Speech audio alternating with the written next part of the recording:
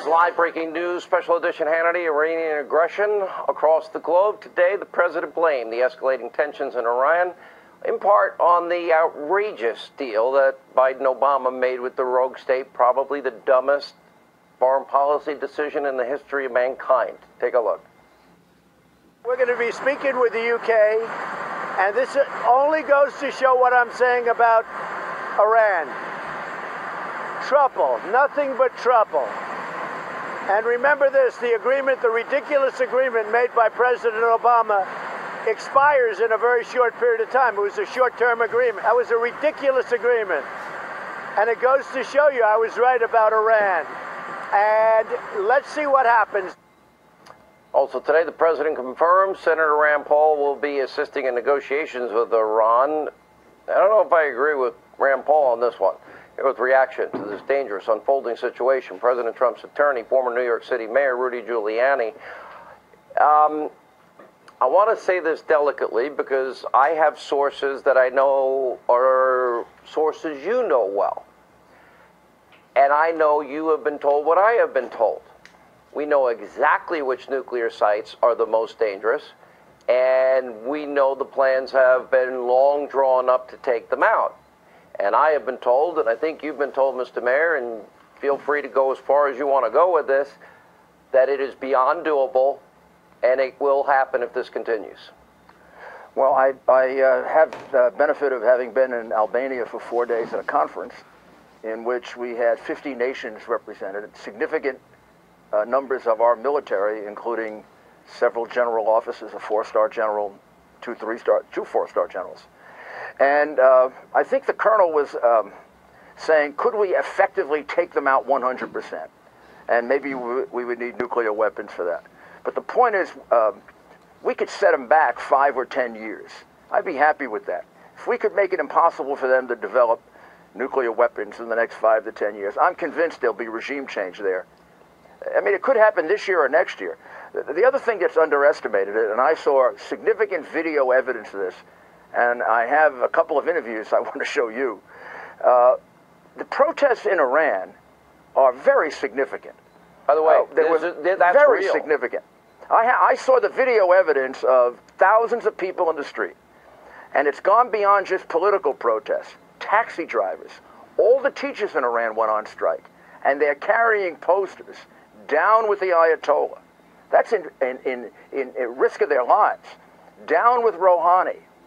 And they're chanting support for Madam Rajavi and the people in the coalition government. And this is a fact. You can see it. And you also see signs. I saw several signs of men selling their kidneys for $500 in order to feed their families. So they're in significantly difficult trouble. So if we had to hit them back, and I agree, that should be the last resort, we could do serious damage to all of their nuclear facilities. We take some of them out, we set the others back 5 or 10 years. We also should immediately take out their naval capacity so they stop screwing around with the Straits of Hormuz. The UK should help us with that, or they should resign from NATO. Well, you know Theresa May is weak. The president knows she's weak. We may have Boris Iranians Johnson. know she's weak. Let's be honest here.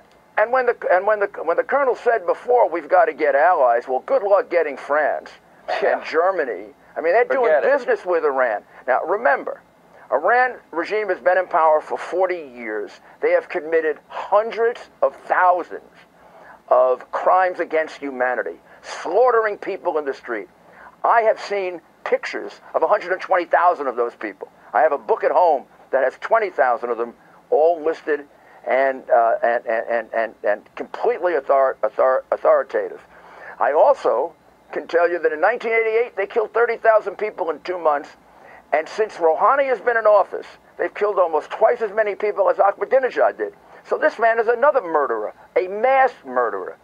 These people commit crimes against humanity, and Europe gives them money. And we gave them over $1 billion. That $1 billion went to kill people. And Obama and Biden should be ashamed of themselves for doing that. You know the president longer than I know the president. I just want your insight. And this is just what I know. He is serious. This is my take. He's not going to put boots on the ground ever. There will not be a protracted war if Donald Trump is president. Also, you know about this emerging coalition, as I do, something that was never possible 5 years ago. Maybe they don't have the weaponry, but the Saudis, the Egyptians, the Jordanians, the Emirates are all with us. So my question to you is, do you agree with me that the president will stand by his campaign promise, no boots on the ground, but if he strikes, it will be over quickly? Do you agree with that? I would not test him. I think that is absolutely right, and I think he's capable of doing that. And at this conference, there were representatives of the Saudi Arabian government, and they have joined a coalition. There is an alternative. The MEK is an alternative. The NCRI, group of 50 organizations, is an alternative to the government, and they're willing to go in there and do the tough work. All they need is our support. And if they test him, they test him, they're going to be very, very. They're going to regret it. He can take them out in significant ways and also set their economy back 10 years, and they can't stand that right now. You know, it's funny. My prison guard mother used to always say, Mr. Mayor, "You'll rue the day." You know. Well, just like the general just like the admiral right after the attack on Pearl Harbor, the Japanese admiral who said we've awakened a sleeping giant, and then you see what happened. Right. What happened to Japan? And we also know Israel is really good at this. The Israelis took out Iraq in the 80s. The world condemned them, and they took out Syria going under the radar, and nobody even talks about it. I base this on 3 military generals that I spoke to who know this better than I do, and I think better than the colonel does. We are capable of doing such significant damage to them without nuclear weapons that we could set them back, their nuclear capacity and their economy 10 years. We have many similar friends. I know you know what you're talking about, because I have. I don't know what I'm talking about. The people that I speak to know what they're talking about, and I just had the opportunity to spend 4 days with them and see it firsthand. I know for a fact you're correct. Thank you, Mr. Mayor. Appreciate it. Thank you.